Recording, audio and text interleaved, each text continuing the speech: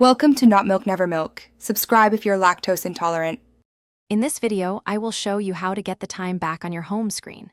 Let's begin by ensuring you have an empty space available on one of your home screens. This is crucial for placing the clock widget without overlapping existing icons. You will need about a 2x2 grid space for most standard clock widgets.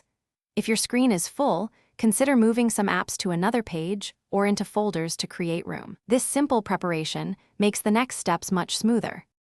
Next, gently press and hold your finger on any empty spot on your home screen for a few seconds. This action will typically bring up a menu at the bottom or top of your screen, or sometimes a small pop-up. Look for an option labeled Widgets or Add Widgets and tap on it.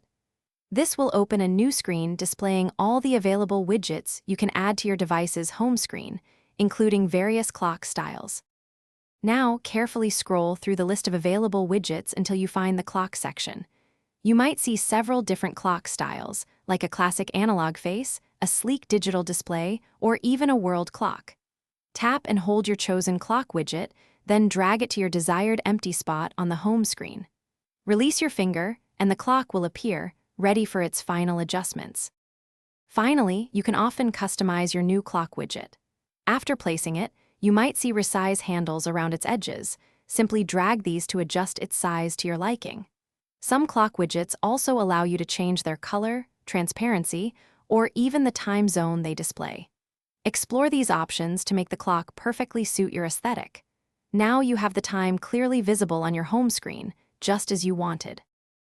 Thanks for watching. If this was helpful, leave a like and consider subscribing. See you next time.